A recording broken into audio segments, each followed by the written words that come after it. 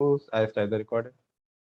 Super. So without wasting any time, on the count of one to three, all the listeners, welcome to another episode of Growth Journeys. And for today's episode, we have none other than but Suman Ji with us. Suman Ji, first of all, welcome. Good evening. How are you doing? I'm doing good, Tushar. Thank you. How are you? I'm doing super amazing. So Suman Ji, like as I told you before, this particular I would say recording is about the journey of you, the journey of the Qualetics. And we are going to Mhm. discuss that. And I want to start this conversation with your background. Like, who is Sumant? What have been your background? What have you studied in college? What was, how was the start of your professional career looked like? What, like, if you can share those things. Sure. Thanks, Tushar. And thanks for giving a company like us and a founder like me the opportunity to present our story to a wider audience.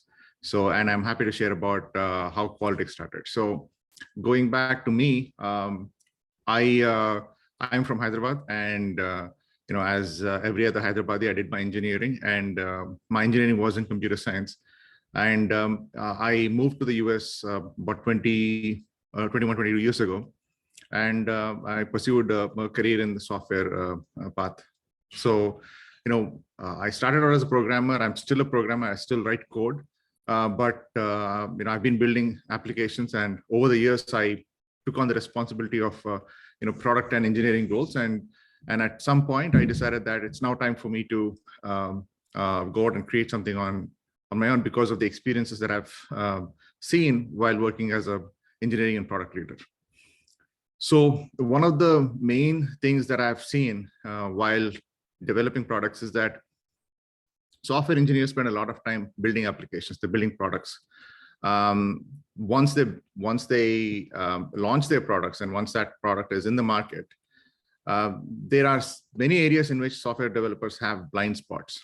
Either who's using their application, how they're using their application, how well is their application performing. One of the examples or analogies that I give usually is like, if you have kids, for example, if you have kids, the kids, you grow them, and one fine day you send them to school, or you send them out to the world.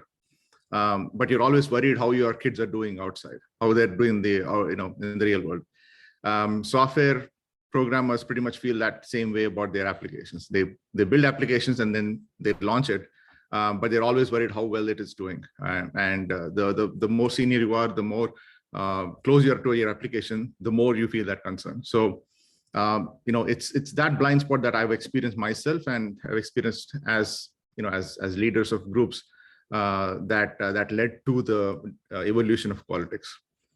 So with Qualetics, what we want to give is, we want to give software teams, product teams, and business teams that visibility to eliminate that blind spot about how their application is doing, how their users are feeling about their application, or how their product is reacting to users, and also set the path for building better, smarter, and more intelligent applications using our platform. So that's in a nutshell, that's what Qualetics is about. For sure. So like I would like to go back a little bit, and I would like to know, like, what kind of student were you in college? Because I think so you went college for like how many, 25, 26 years back, right? If I'm not wrong. Mm-hmm. Yes. Yeah. So like, what kind of student was someone? I would, if I would ask. I would say I was, I wouldn't call myself, a very studious student. I was more of a practical student. For me, I had to touch and feel things for me to learn. I learned more by building things. For example, we had like a computer science class, and I learned more in the computer labs, for example, than I did in the classrooms. I built a few test applications, something like I built maybe like a calculator or a browser, and that taught me a lot more than what I'd learned from books. So I would consider myself a very practical, hands-on student. And I continued that outside of school also. Like even today, I learn whenever I need to learn something, or when I want to try out something. I like to go put my hands on, test it out, and then learn it. So yeah, I mean, like going back as a student, I was a hands student. I was doing well, but I was I wasn't a front bencher. I was usually a backbencher, and I was like, having fun with other students, but at the same time I was like focused on, okay, I was trying to map out like the things that I was learning in class. I was trying to map out like how do these things help me in the real world. Right? So that was always going on in the back of my mind. So, and I used to try it out. And that increased more as as I started getting to the end of college and getting out of the college and getting into the real world. So, and I try to maintain that as much as possible. And any sport which you used to play, like football, cricket, or anything? In school, I used to play football or soccer, as they call it here in US, and in my high school, or 10th standard in India, I got selected in the basketball team. So football and basketball are the well, I mean, it was I didn't go into the interstate championships. I was like playing with the basketball team within the regional teams. So I would say basketball and soccer are the sports that I personally prefer. I tried my hand at cricket. I wasn't a very good cricket player, but recently we kind of during COVID we kind of formed like a 40 plus age group of cricketers in my local community here in the US. And I realized that I was a very good wicket keeper. So, now I kind of miss out that I should have realized that 20 years back, then I would have had a chance at cricket also. Maybe you would have been playing in Indian team, or maybe you would have been a coach or something like that. We never know. Something, yeah. I don't know if I had that level of commitment to sports. I mean, I always looked at sports as a way to get some exercise done and get some fun time with friends and teamwork and all that. So but yeah, I enjoy sports. I now, once I realized that I enjoyed cricket as a wicket keeper, I kind of want to go back in time and then play all those cricket matches that I used to see. And my friends used to constantly pull me into cricket. But I just used to stay away from it because I was like a horrible bowler. So I just didn't want to embarrass myself in front of them. That makes sense. Like I had also experienced something on these lines only. So, after college, you did your first job in US directly, or you did it in India for 2 years and then shifted to US? No, my first job actually was in India. So interestingly, I did 2 jobs. And the very first job that I did was during my college years, also during summer, because I was doing my engineering in Maharashtra. Actually, at that time, Andhra, as it was known then, did not have that many engineering colleges. So it had there was a very high demand for engineering seats. So Maharashtra, which was the neighboring state, had good engineering colleges, and I decided to go there. So during summer, I used to come back home, and my dad said that why stay home, just go do something. And so he put me in a job at a company that was selling hospitality. Basically, they were having a kind of like an Airbnb back then, but was like run as a chain of hotels. So my first job was as a marketing guy for that chain of hotels. And if people know me, I'm anything but a marketing guy. So I'm more technical than sales. But still, I took that job as a challenge, and I was able to actually secure a few good deals, few good corporate deals for that company, which actually helped them grow further. But after that, I finished my engineering, and then my very first technical job was with a company called VST Industries, which was a cigarette making company. And I built a data reporting app for them. I think I used Sybase and Power BI, I believe, not Power BI, sorry, Sybase and Power Builder to build that application for them. And these were like the 2 jobs which you did in India, and after that you were like, okay, now I will go to US. Or like, how did you decide to go to US? Like, was it the initial plan directly that after I will do a job for like a year or 2, then I would go to US? Or you got a job opportunity, you're like, okay, let's just try it. Like, how was it?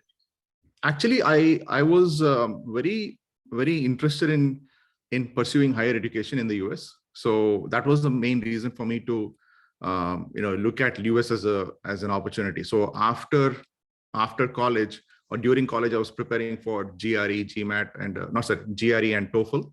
And I took those exams, and I secured admission into the US colleges. So it was always a plan to pursue higher education after engineering.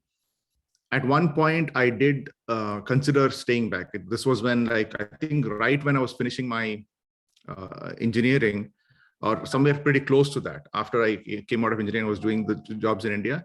The Indian School of Business was launched in India. So that was launched in Hyderabad, actually. So that was like, it still is my dream to, it was my dream to go and do an MBA there. And when that opened up there, I felt there was a hint of hesitation to stay back in India and pursue career for a little bit more time before I go to ISB, but it didn't work out. So I continued my path of coming to the US. I joined for an MS program here, but then while doing MS itself, I started doing like work on the side. I used to freelance with the OPT and the CPT programs that US offers. And then through that, I started getting more jobs, and eventually I moved on to pursuing like career full time here in the US. Okay, so if I understood the career path, engineering, 2 jobs, a little bit regret, but then US for masters, and then like side project, freelance, and then like a full-time job in what? In a full-time job in, again, like as a my first full-time job was as a webmaster for a company called Televox in the US. So before that, I used to do like part-time jobs and freelance work. That actually gave me the experience necessary to get a full-time job. No, that makes sense. And like it have been like, after that, how many jobs did you switch and all, and like then you reached Qualetics? Like what does that number look like? So this was back in believe 2003, 2004, and I worked for probably like 5 or 6 companies from 2004 until 2019, when I actually made the move to Qualetics. So I worked for a management consultancy company in Philadelphia after Televox. Then I moved on to a company called Smart Pros, which is all about educational technologies for working professionals. Then I moved to a company called Medamata that was in the pharmaceutical space. Then I went back to Kaplan Professional. That's again like that acquired Smart Pros, and it's also into educational space. In the meantime, I did a couple of minor jobs as contractor, but these were the main large companies that I worked for. And then I eventually shifted to full-time doing Qualetics at the mid 2019 timeframe. Another interesting thing that is tied to my work experience, but it's also linked to Qualetics, was back in 2011 or 12, 2011 to be exact. I started building an app on my own. This was basically like a social publishing platform, very similar in concept and implementation to Medium. So it was basically like it's supposed to be like an expanded version of Twitter. So if Twitter was all about putting short messages, this platform was supposed to be similar to Twitter, but where people could post stories of their own. I built that entire application myself. It took me like almost like a year to build it and then launch it. So 2011 and 2012. And many of my founder experiences or startup experiences come from building that app, because I manage the technology, I manage the product design, I manage the implementation, and even the marketing. Very limited marketing, of course, everything. And then that taught me a lot. So, and then I did that until like 2012, and I realized that being on H1B and having to support a family, it wasn't going to go anywhere. So I decided to shut it down, sunset it, and then focus on my career. But then whatever I did there just stayed with me. So that actually kept growing. That desire to create something kept growing within me, and then eventually that's what caused me to step out of Kaplan and start my own company. No, like that completely makes sense. Anything we have practiced, it is something which we had experienced. So now it is something which we know till a good extent. So for sure, I would agree on that part. But what was the name of the product? Like, just curious. That the name of the product was called Diramble. It was a very odd name, but basically because it was meant to be a place where people could go and tell stories of their own. We named it, or I named it Diramble, and Diramble meant like, you can go and just talk about anything and anywhere on the site. So, actually, an interesting fact is, since that product was inspiration for for Qualetics, we use that in one way as an example application for new users of Qualetics, as and that's where the demo data and is generated from. So we brought it back while implementing Qualetics to just kind of like an homage to that original product. Okay, that makes sense. And how did you start it with Qualetics? Like, what does that story looks like? So,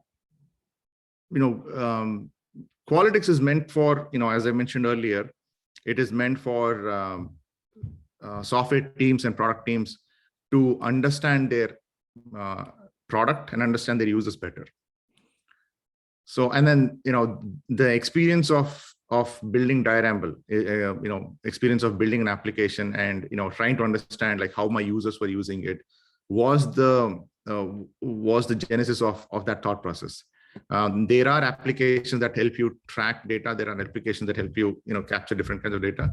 But if you're a small company, you have to use a multitude of different applications, and you need to have like a very skilled team that can process data on your end to give you the kind of insights.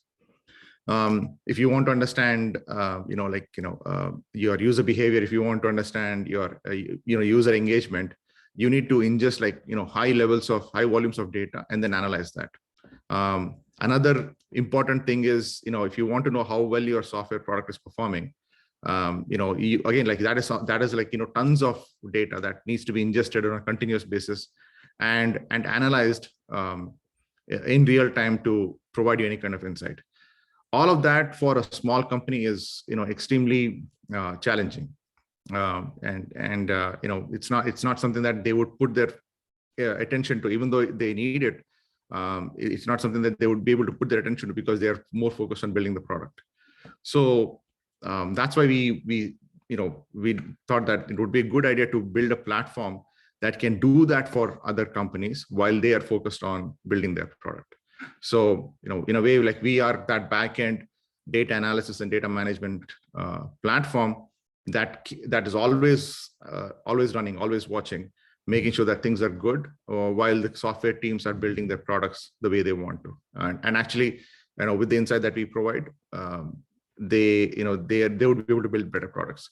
So that was the inspiration, that was a motivation before, for starting Qualetics, basically. And what was like the first major problem which you faced when you were building Qualetics? Like the initial first. The first major problem was technical.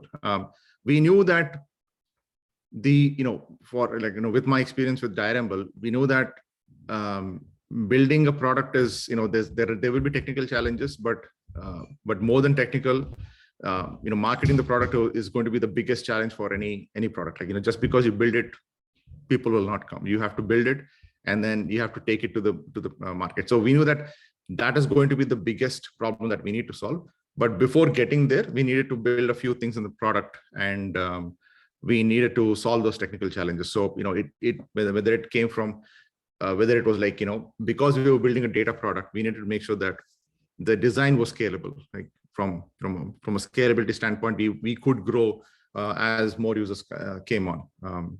So because of my software engineering background, we were able to solve that, and I also consulted with other experts in the space, and that helped us solve those initial problems of like collecting data in real time, processing it in real time, and then also making sure that whatever approach we are taking can scale in the future. We didn't have to solve every single problem.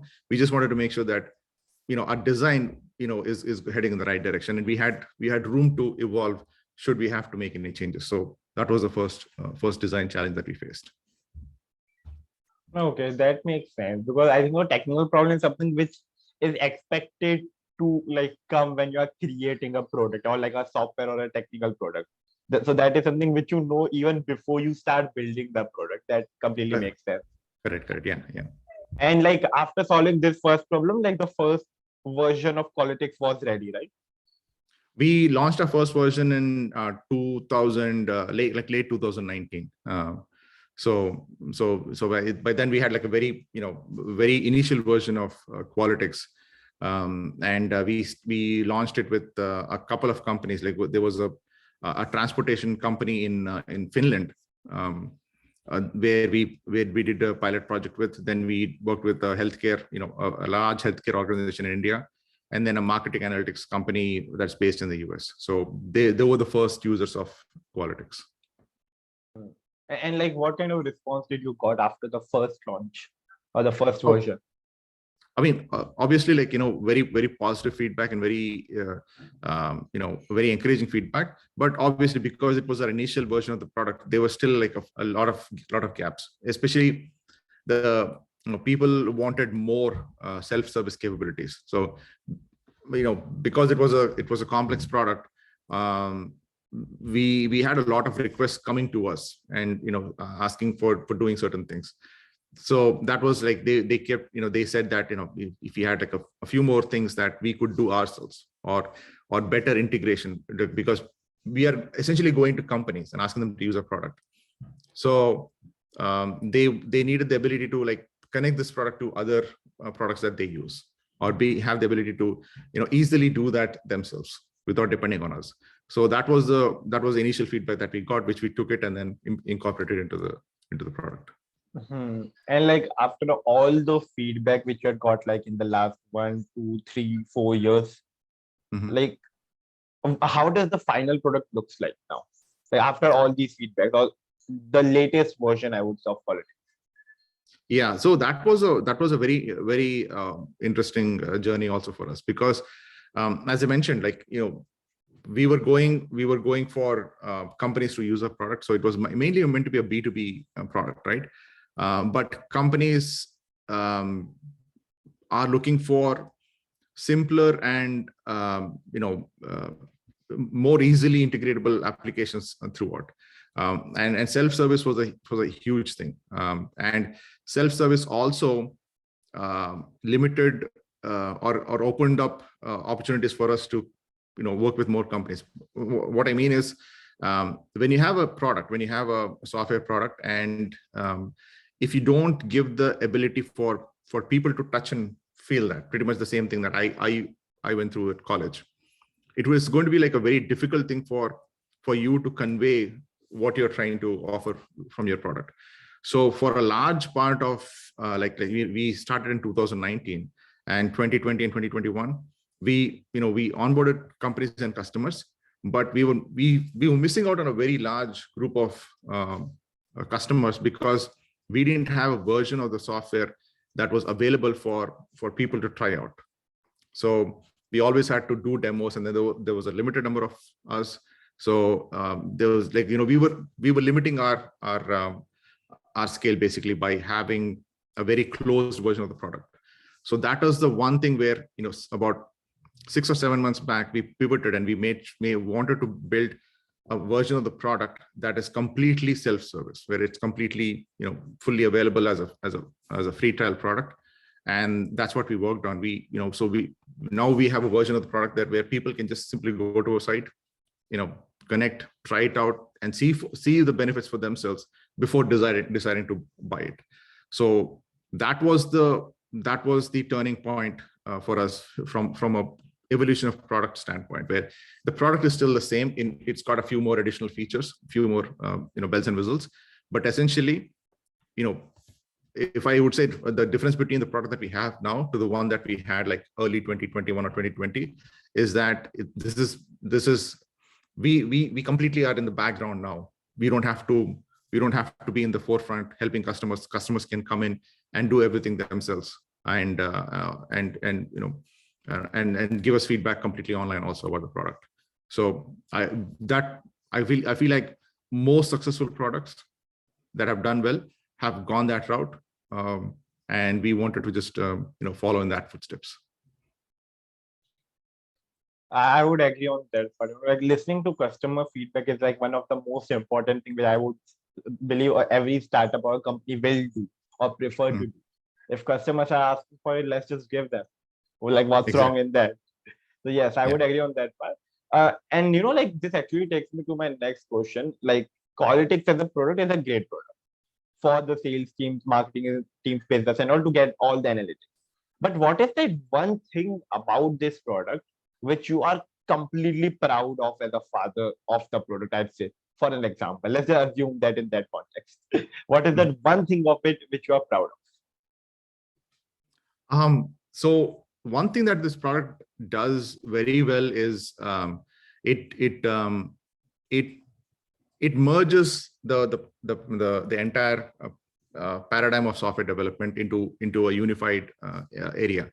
So what I mean by that is, our product brings together the different members that are involved in a software company. So as an example, if you consider a round table, right? If you consider a round table of where a software developer is sitting, the product owner is sitting, the business owner is sitting, the sales guy is sitting, and the technology leader is sitting.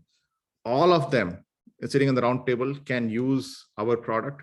They can have their own view that is relevant to them, and then they can have a conversation. They can have a conversation about improvement of the product or improvement of the business or growth of the business, or getting good feedback from the users. They're all using the same platform, and that is the one thing that I and Mike, my co-founder, bring in as learning from our past experience, because we were experiencing that. We experienced so many disconnects from sales to development to customer support to back to business, and then all the people involved. And I forgot to mention customer support as one of the people sitting at that round table.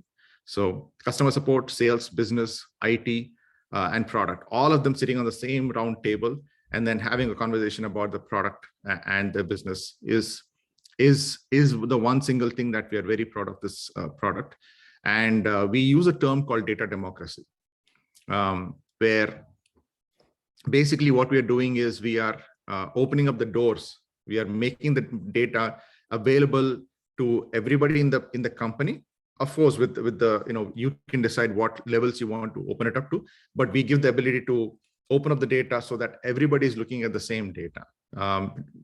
Any one, we are not presenting data in a way that is biased in one manner. It's the data that is available to every single member of the team. They can take their own perspective of the data, and instead of going with the data autocracy approach that is usually in software organization, our platform promotes and provides data democracy to every single member of a software company. So that's what I believe is like the one thing that I'm very proud of. No, that completely makes sense. Like, miscommunication is one of the big issues which a lot of companies face. And I think so this product just remove that miscommunication till a good extent, because every single person is getting the same data. So there's just like the need of communication in itself is kind of vanished. The time just got saved, and now people can directly go to the solution part. Okay, we all went through the data, now let's decide how to improve it. Something on those lines, probably. Exactly. Yes. Yeah. So a customer support person who's using our platform will know exactly when a user runs into an issue. They'll know what that user has been doing. And then they can have a conversation with the IT project manager or the IT product owner and say that this is what happened. And the product owner is looking at the same data also.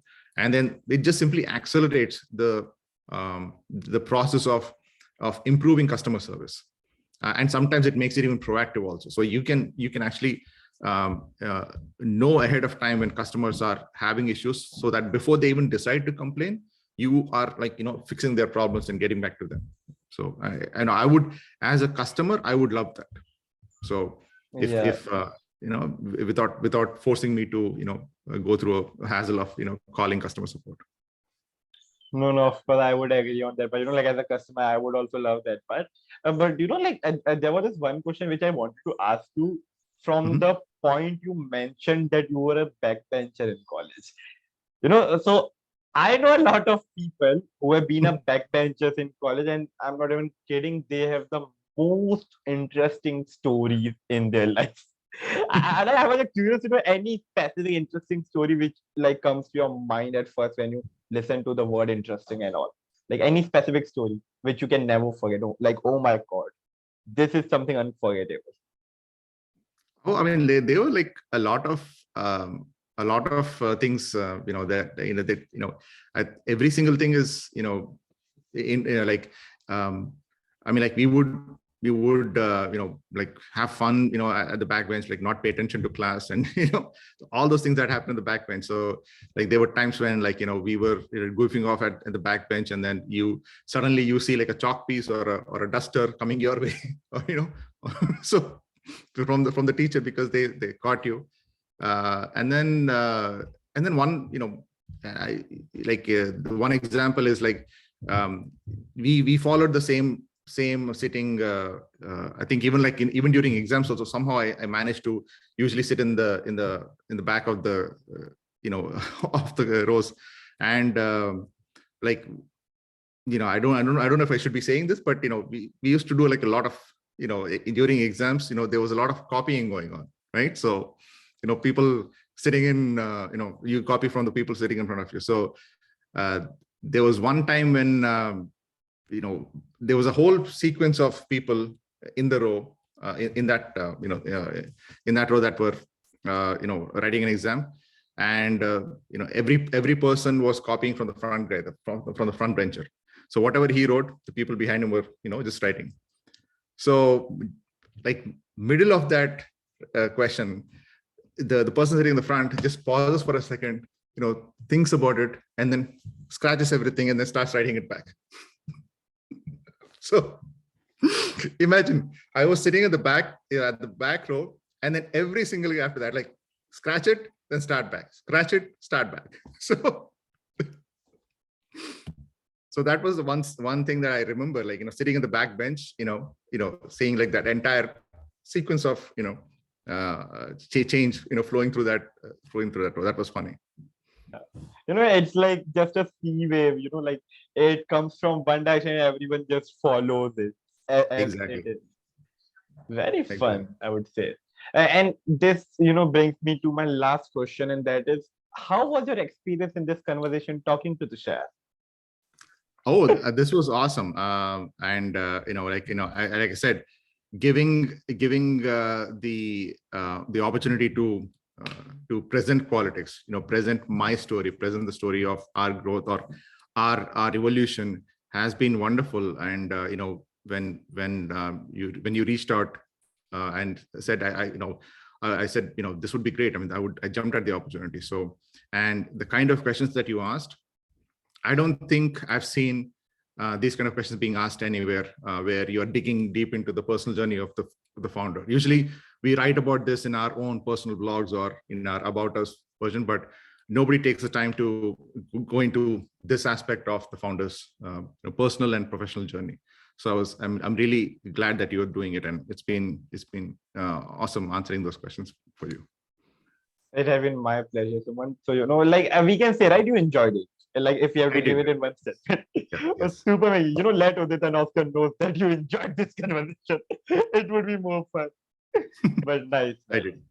Thank you so much, Suman. It was nice talking to you, and I will see you guys another time. And till then, Suman, bye bye, and best of luck for Qualetics. Thank you, Tushar. Yeah.